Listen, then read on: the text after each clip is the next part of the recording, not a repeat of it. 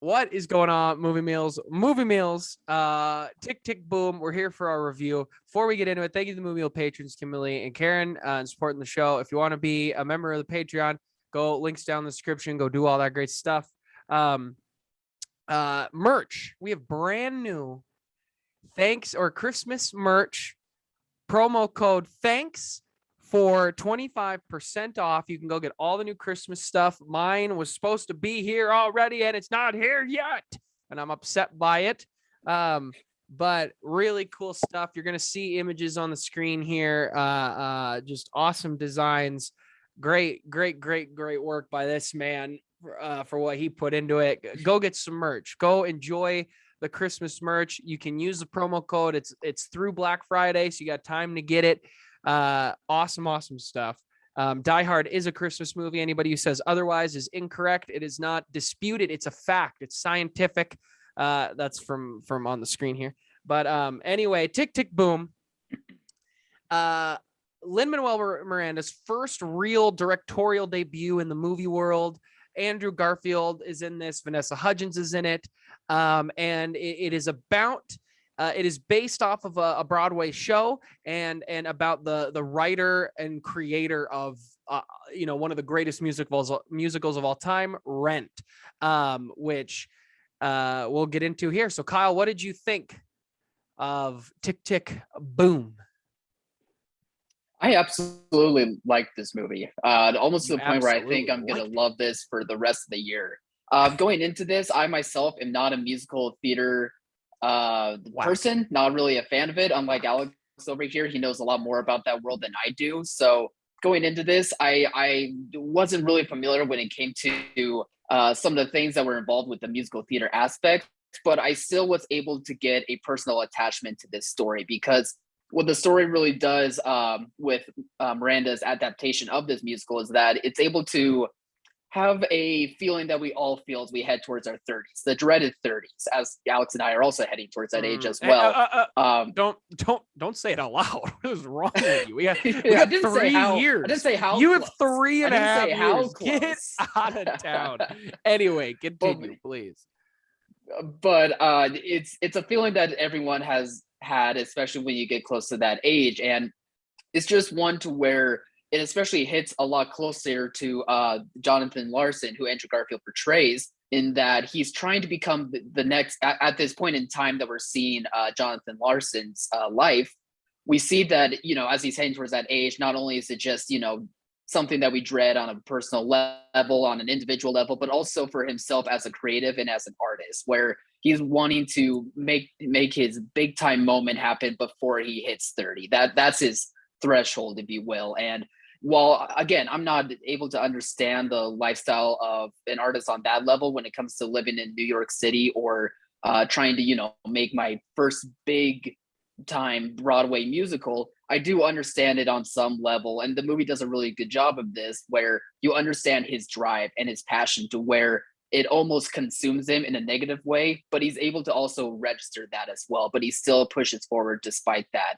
And I thought Jonathan Larson was portrayed beautifully by Andrew Garfield. This is probably one of my favorite performances of his, if not his best performance, in my opinion, where Garfield really does a great job at finding passion within Jonathan Larson's own passion. He's able to really understand this man, despite being many years since his passing. But I could just feel that he just was able to gravitate towards the role and was able to just have all of his range, have all of his singing chops, have all of his passion being able to be thrown into this portrayal.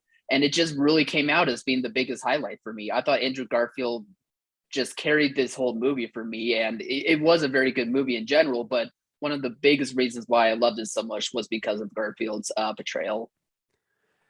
I loved this movie. This movie is fantastic. So I literally just finished it. I wish I had seen this in the theater. I wish it had come to a wide release. I have a nice, I got a nice sound set up, And at times I was like, man, like I'm so thankful that I've got this setup because this music is incredible. Mhm. So I love theater. I always have been. I can't sing to save my life, um, but I have always kind of let movies push me into theater. You know, I've seen Hamilton on Broadway. Lucky to see that. There's a review somewhere on the channel of it. Um, and you know, Broadway really does, when you're there in the theater, it blows you away. But for the most part, movies expose me to musicals. I've seen a few here and there, but you know, I don't live near big Broadway productions where I get a lot of opportunities to see them. Like I haven't seen Rent in probably 15 years. I mean, I saw it, I think, once way back when. And I think like a sibling was in it or a family friend was in it. I don't even remember.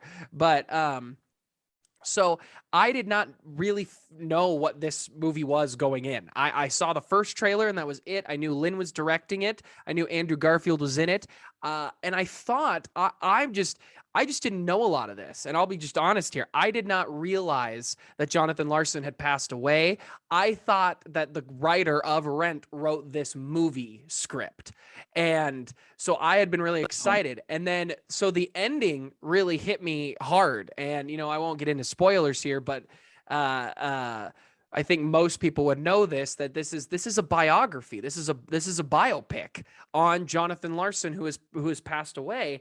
And I did not realize Tick Tick Boom was um, a play he did before Rent that put him in the position to be able to do Rent before he unfortunately passed away. And so I just really loved this movie. It felt like a love letter from Lin-Manuel Miranda is really what it felt like. And the way his direction was, I thought was so unique and great and interesting.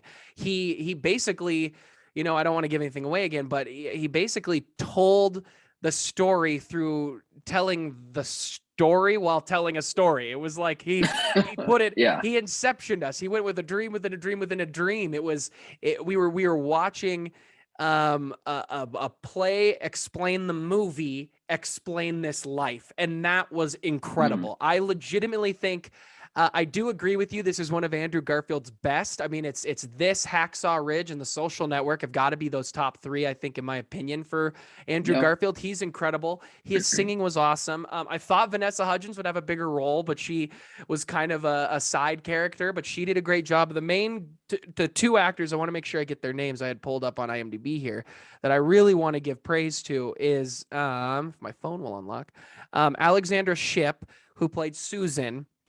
And then Robin Day Jesus, spelled Jesus. I guess that's how it's pronounced, unless it's Could be Jesus too. Jesus, played Michael. Could be. I don't know. Those two, and I have seen them before in other things. You know, Alexandra has played Sue Storm in the newest, when they were trying to do those young X-Men movies. Yep, she's Sue in Apocalypse and Dark Phoenix. Her name's She not is. Sue, but she did play Storm. Anyway, it doesn't matter. I know what you meant. Keep going. Oh, sorry. Um, anyway, she was in Straight Outta Compton. She's really good. Robin, I've seen here and there through different stuff. I thought those two were incredible. I thought they were, Mhm. you know, Kyle and I are in a movie club, and we've got our Oscars that we're doing tonight. We've done a year of it. We've kind of voted on our own movies, and I've been thinking a lot about the Oscars, and I was thinking about supporting actors and watching this movie. I was like, this is truly what supporting actors are, because they are lifting Andrew up even more so than his own performance. They had some moments that are heartbreaking, that are so intimate and so passionate, that just hit hard. And I loved everything about this movie. I wish I could seen it in the theater. The songs were incredible. This is a play I didn't even know existed, and now I would love to go see it. The adaptation, so it's based on the play, so there's the play elements, but then it was rewritten as a script for the film. And I think the Mhm. writer did a fantastic job adapting this, and I loved it. You got any negatives? Anything else you want to add?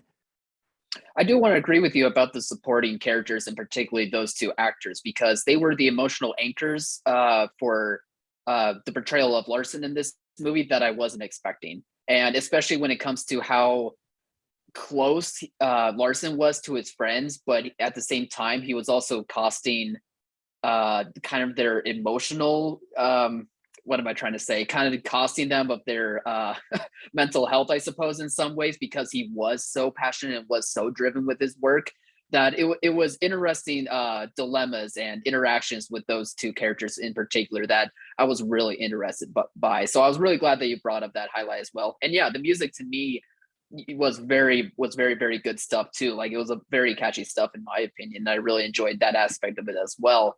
I guess with the negatives, honestly, I can't really say anything. That's probably why I do love this movie so much. If I'm able to take away with not having that many negatives and I'm still thinking about the movie afterwards, then that's a good day and a good movie for me. So I would just say that maybe the structure of the story, like how you were describing Alex, it's almost like the story within a story within a story, and how it's telling this point in time, but it's also a biopic at the same time. It could probably not work for some people. Some people may not like that type of storytelling. For me, I found it to be interesting and different, which I appreciated, because biopics tend to kind of go the very linear route to where it's not I guess the word would be here's my entertaining start, enough. here's my ending. Yeah.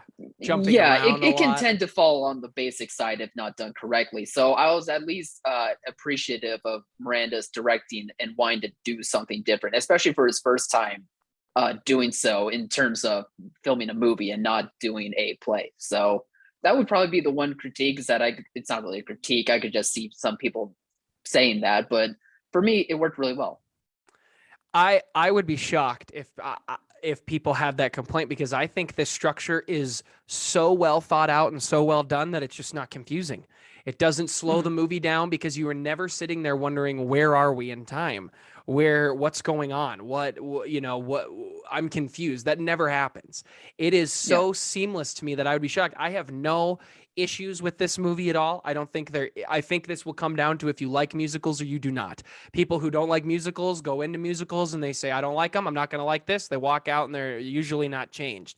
I think anybody who is a true fan of musicals and theater and the love and the grind that goes into this will really enjoy it. To me, it's one of the most relatable movies that shows what it really is like for some of these writers and these people who are trying to go make it and they don't.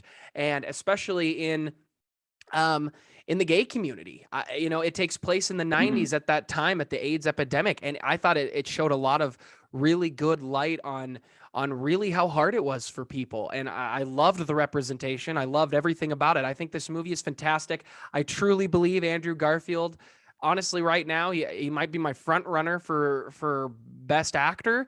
Obviously, we're just starting this season, but which I'm very excited for. Love a good Oscar season, as long as their show gets better. Their show last year stunk, and I think Lynn right now, though, should be up and very much considered in top 5 directors. I'm sitting here trying to think of other movies, and I'm anything I think of that I think competes, I think Lynn is at least in the conversation with them, if not better. I would love to see that happen for him. But yeah, I just adored this movie. I adored it. You got anything else? No, I won't be shocked at all if at the end of the year I'm still thinking about this movie and it becomes one of my favorites of the year. I really think people should check this one out. I agree. All right, guys. If you've seen the movie, comment below. Let us know what you thought. If you haven't seen the movie yet, go watch it. Thank you to the Movie Meal patrons. Go get some merch, brand new Christmas stuff. It's all up above here. We're leaving it on the whole show. So go get some of it. It's awesome stuff. It's over at teespring.com/moviemeals/stores, something like that. It's in the link is in the description. You can use the promo code THANKS and get 25% off. Go do it right now. Help us out. We would love it. And as always, thank you for watching, Mom. See you guys.